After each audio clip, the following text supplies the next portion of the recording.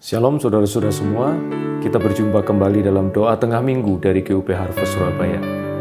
Walaupun kita tidak berjumpa langsung secara fisik, hanya melalui YouTube, tetapi ketika kita bersatu, menyatukan hati kita, bersama-sama menyembah, mendengar firman Tuhan dan berdoa, maka yakinlah bahwa ada kehadiran Tuhan secara khusus dalam doa kita bersama ini.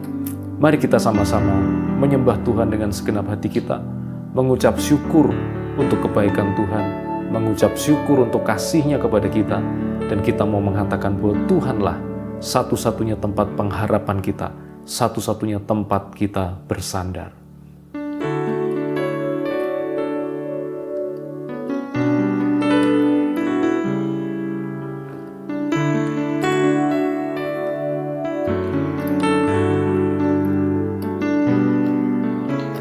Kau telah buktikan cinta-Mu padaku, Kau membayarku dengan hidup-Mu. Ku bersyukur yang ada padaku, semuanya milik-Mu. Ku persembahkan seluruh hidupku di mezbah-Mu.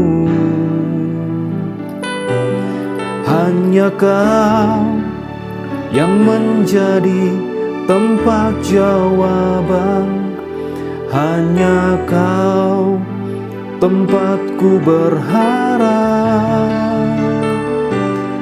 Berjalan bersama-Mu, ku takkan goyah, sebab tangan kasih-Mu tersedia bagiku. Selamanya Kau ku cinta.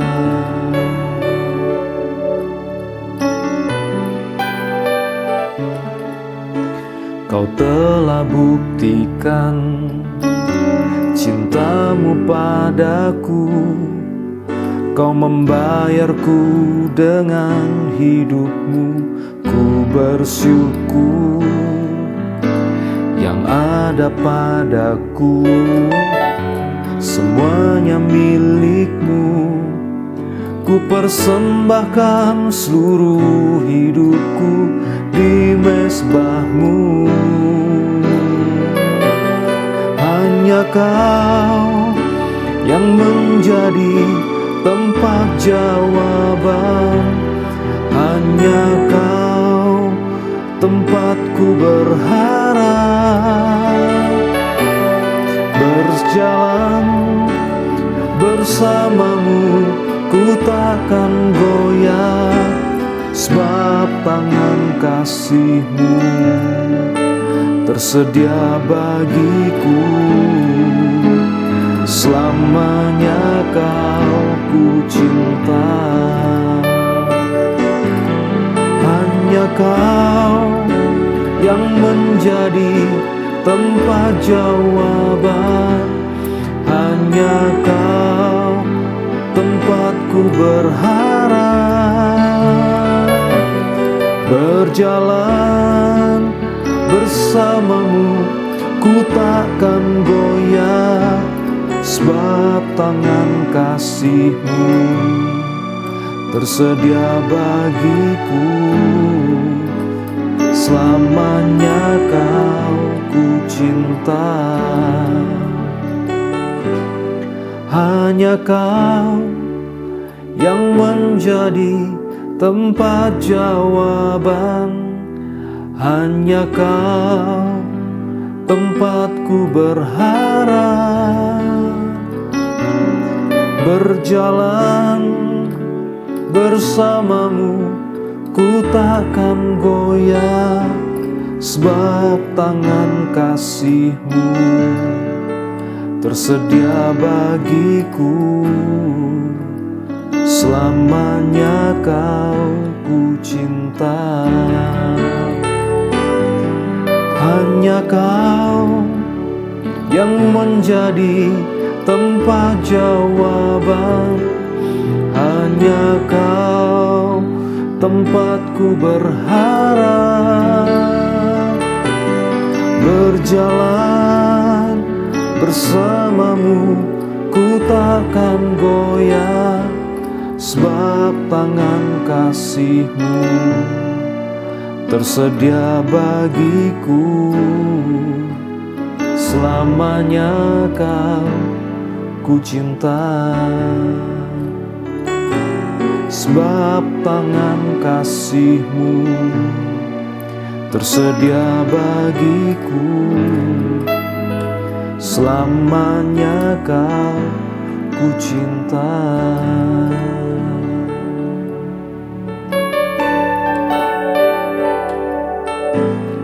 Tuhan, Kau sungguh besar, karya-Mu sungguh ajaib. Tiada hentinya ku mengagumi, sungguh Kau ajaib. Tuhan, Kau sungguh besar, karya-Mu sungguh ajaib. Tiada hentinya ku mengagumi, sungguh Kau ajaib. Ku mau selalu bersyukur kepadamu, Tuhan. Anugerah-Mu mempesonaku, selalu dan selalu Kau angkat hatiku. Kau membuatku berharga di mata-Mu. Ku mau selalu bersyukur kepadamu, Tuhan. Anugerah-Mu mempesonaku, selalu dan selalu Kau angkat hatiku. Kau membuatku berharga di mata-Mu. Kau membuatku berharga di mata-Mu. Kau membuatku berharga di mata-Mu.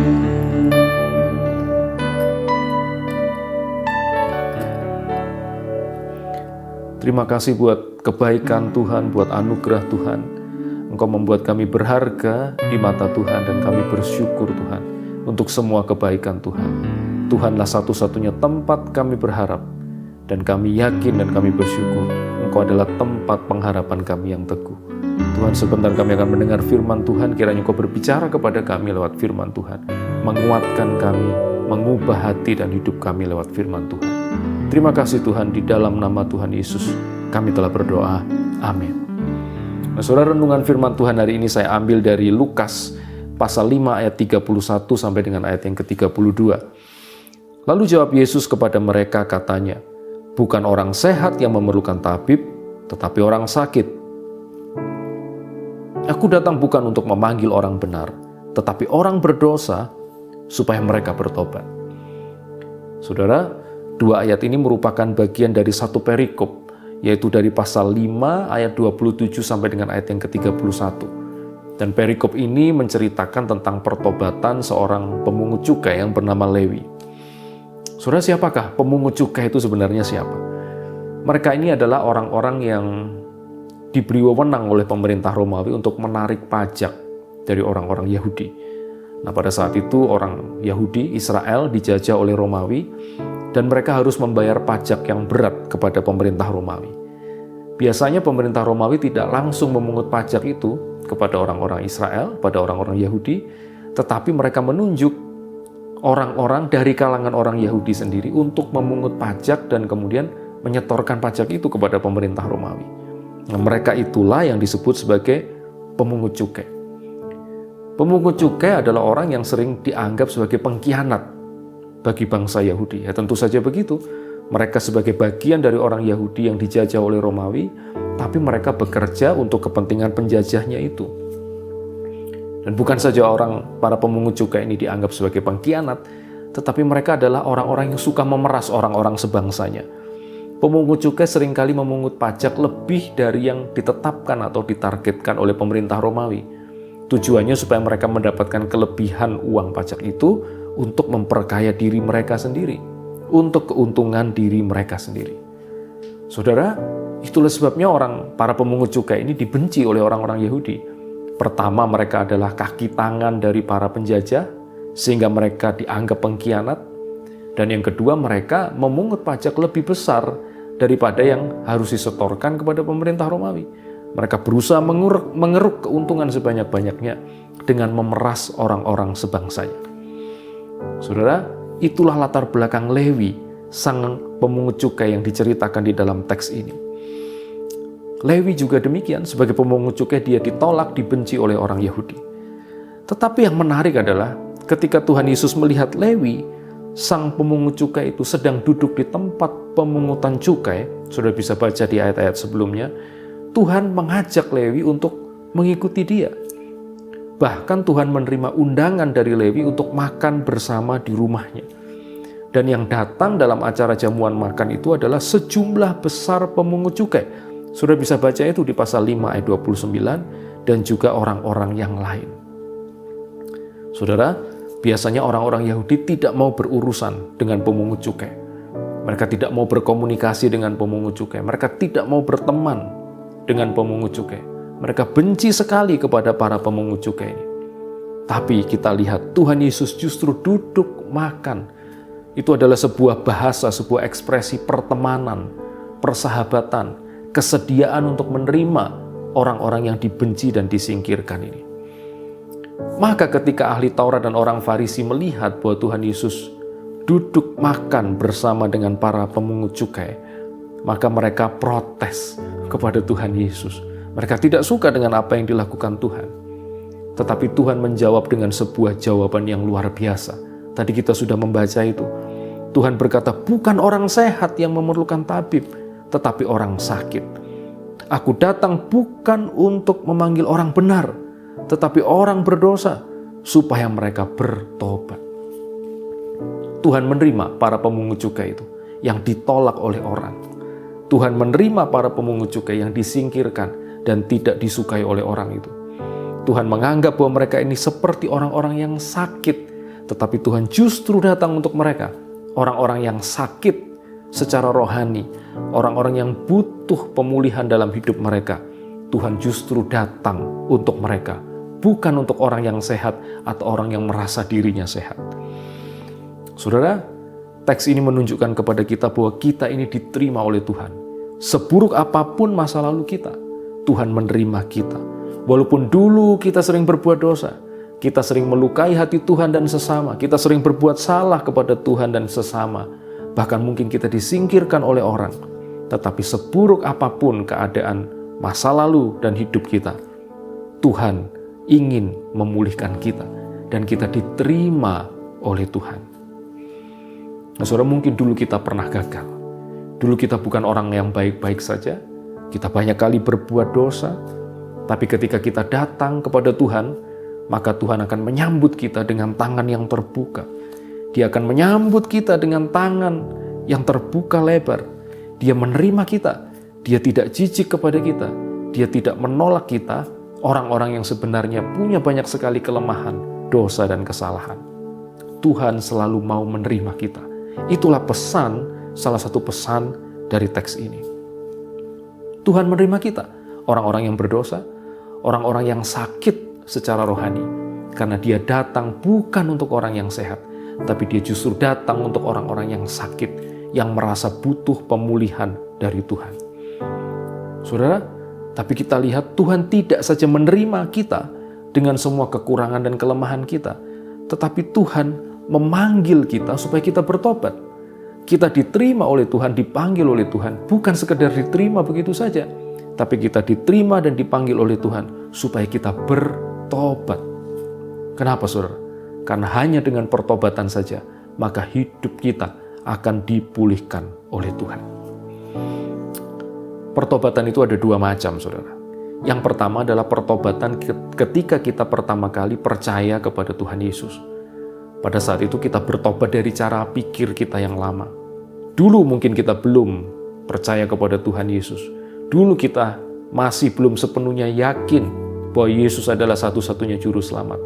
Tetapi ketika kita bertobat untuk pertama kali, pada saat itulah pertobatan itu terjadi ketika kita menerima Tuhan Yesus sebagai Tuhan dan juru selamat kita. Pada saat kita percaya kepada Tuhan Yesus, bertobat, maka dosa kita diampuni. Ketika kita bertobat percaya kepada Tuhan Yesus, maka kita dipindahkan dari maut kepada kehidupan. Ketika kita percaya kepada Tuhan Yesus, maka kita yang dulu mati secara rohani dihidupkan kembali. Ketika kita percaya kepada Tuhan Yesus, maka pada saat itu juga kita punya jaminan keselamatan kekal. Kita dibebaskan dari kebinasaan kekal. Itu adalah pertobatan yang pertama, yaitu pertobatan ketika kita percaya menerima Tuhan Yesus sebagai juru selamat kita. Tetapi juga ada pertobatan kedua, saudara, yang harus terus-menerus terjadi, yang harus terus-menerus kita lakukan. Pertobatan itu adalah kesediaan kita untuk setiap hari meninggalkan cara hidup kita yang lama. Pertobatan setiap hari itu adalah kesediaan kita untuk tidak lagi hidup dalam dosa. Atau kalaupun kita kilaf, berbuat kesalahan, berbuat dosa, kita tidak biarkan dosa itu menguasai kita. Tapi kita cepat-cepat datang kepada Tuhan, memohon pengampunannya supaya hidup kita dipulihkan. Saudara, memang keselamatan kita itu tidak tergantung pada perbuatan baik kita. Keselamatan kita tidak tergantung pada seberapa sempurna kita melaksanakan hal-hal yang baik dalam hidup kita. Tetapi ketika kita berbuat dosa dalam perjalanan hidup kita, dosa itu akan menimbulkan hal-hal yang buruk di dalam hidup kita. Waktu kita berbuat dosa, maka persekutuan kita dengan Tuhan menjadi terganggu. Kita tidak bisa berdoa dengan tenang, kita tidak bisa menikmati persekutuan yang baik dengan Tuhan. Ketika kita berbuat dosa, hubungan kita dengan sesama juga terganggu. Ketika kita berbuat dosa, keluarga kita bisa menjadi tidak harmonis. Kita bisa bertengkar dengan orang lain. Saudara, ketika kita berbuat dosa, maka hati kita juga menjadi tidak tenang. Ada dosa-dosa tertentu yang bahkan bisa menyebabkan penyakit fisik bagi kita, dan lain sebagainya. Artinya bahwa dosa yang kita lakukan, walaupun kita sudah terima keselamatan, jaminan keselamatan dari Tuhan Yesus, tapi kalau dalam hidup ini kita masih melakukan dosa, dosa itu selalu akan menimbulkan akibat yang buruk dalam hidup kita. Maka Tuhan juga memanggil kita untuk hidup dalam pertobatan setiap hari. Sebagai orang percaya, sebagai orang Kristen, kita harus tinggalkan kebiasaan hidup kita yang lama. Karena semuanya itu akan merusak diri kita sendiri. Semuanya itu akan merugikan diri kita sendiri. Saudara, apa kebiasaan lama yang saudara masih punya? Dosa yang masih saudara sayang-sayang untuk dibuang. Saudara harus segera bertobat, minta ampun, mohon pengampunan dari Tuhan, dan meninggalkan dosa-dosa itu. Hati Tuhan adalah, Tuhan ingin memberikan hal-hal yang baik kepada kita. Tuhan ingin memberikan kualitas hidup yang baik kepada kita. Tapi kalau kita masih hidup dalam dosa, maka kita tidak akan pernah punya kualitas hidup yang baik. Dosa itu akan menghalangi kita menikmati hidup terbaik yang sudah diberikan oleh Tuhan. Karena itu saudara, Tuhan memanggil kita juga untuk hidup dalam pertobatan setiap hari. Mari kita periksa diri kita. Apa yang masih salah yang sering saya lakukan? Dosa apa yang belum rela saya tinggalkan? Maka firman Tuhan hari ini memanggil kita bertobat dari itu semua. Tuhan memang terima kita apa adanya, karena Dia datang untuk orang yang sakit, bukan untuk orang yang sehat. Dia sebagai tabib datang untuk orang yang sakit, bukan untuk orang yang sehat. Tuhan terima kita, tapi jangan lupa, Tuhan juga mau memulihkan hidup kita. Dan pemulihan itu hanya akan terjadi ketika kita mendengar panggilannya dan melaksanakan panggilannya untuk bertobat, meninggalkan cara hidup kita yang lama. Saudara, Lewi, sang pemungut cukai ini, menerima panggilan dari Tuhan Yesus. Dia menyambut panggilan Tuhan Yesus itu, dan dia mengikut Yesus menjadi murid Kristus. Dia bertobat, hidupnya dipulihkan oleh Tuhan. Lewi, dia punya nama lain Matius. Dan dialah Lewi atau Matius yang menjadi penulis Injil Matius yang kita miliki, yang kita baca, yang kita pelajari sampai hari ini. Seseorang yang ditolak, seseorang yang dianggap sebagai sampah masyarakat, tetapi Tuhan menerima dia, Tuhan menjamah hidupnya, dan dia menanggapi itu dengan pertobatan yang sungguh. Maka orang ini, Lewi atau Matius, dipakai oleh Tuhan untuk melakukan pekerjaan-pekerjaan yang mulia, pekerjaan-pekerjaan yang besar bagi kerajaan Allah. Saudara, hari ini Tuhan juga mengundang kita untuk dipulihkan. Dia menerima kita dan dia ingin memulihkan kita. Kalau ada di antara saudara yang belum pernah menerima Tuhan Yesus sebagai juru selamat, maka saudara harus datang kepada dia, bertobat, menerima dia sebagai juru selamat, maka saudara akan dipulihkan dan diselamatkan dari kebinasaan kekal. Tapi kalau saudara sudah menerima Tuhan Yesus, sudah menjadi anak-anak Tuhan, saudara dan saya perlu tetap hidup dalam pertobatan setiap hari. Kita harus hidup dengan benar, meninggalkan dosa, meninggalkan kebiasaan yang lama, mengikut Tuhan dengan setia, dengan segenap hati, dengan sungguh-sungguh. Maka seperti Lewi, seperti Matius, kita pun juga akan dipakai oleh Tuhan untuk melakukan pekerjaan-pekerjaan besar, pekerjaan-pekerjaan yang mulia. Tuhan akan memulihkan hidup kita akan berkualitas, kita akan menikmati sukacita, damai sejahtera, dan kita akan hidup dengan maksimal waktu kita menyambut panggilan Tuhan untuk bertobat. Tuhan memberkati kita semua. Saudara, hari ini saya ingin berdoa secara khusus agar Tuhan memulihkan hidup saudara. Mungkin selama ini hidup saudara sudah hancur, berantakan karena kesalahan yang mungkin saudara lakukan. Mungkin firman Tuhan hari ini berbicara kepada saudara, memanggil Anda untuk bertobat. Maka hari ini saya akan berdoa supaya Tuhan memulihkan keadaan hidup saudara. Hati saudara dipulihkan, jiwa saudara dipulihkan.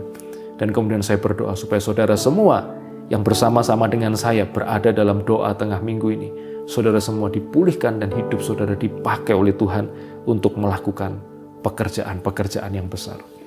Nah, saudara, sebelum kita berdoa, kita kembali mau bersyukur kepada Tuhan untuk anugerahnya yang telah Dia berikan kepada kita.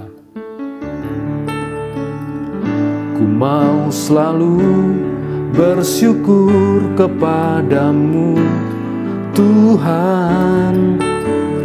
Anugerah-Mu mempesonaku, selalu dan selalu Kau angkat hatiku, Kau membuatku berharga di mata-Mu.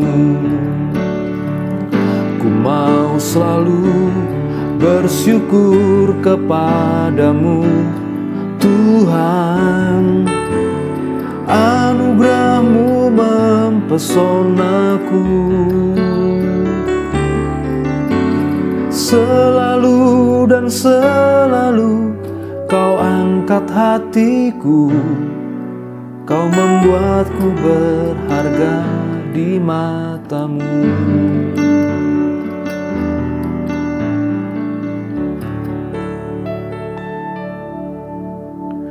Tuhan, saat ini kami berdoa bagi semua yang sedang mengikuti doa lewat YouTube ini. Tuhan, kami secara khusus berdoa apabila ada di antara mereka yang sedang mengalami kehancuran dalam hidup mereka, kami mohon kiranya Engkau berkenan memulihkan mereka.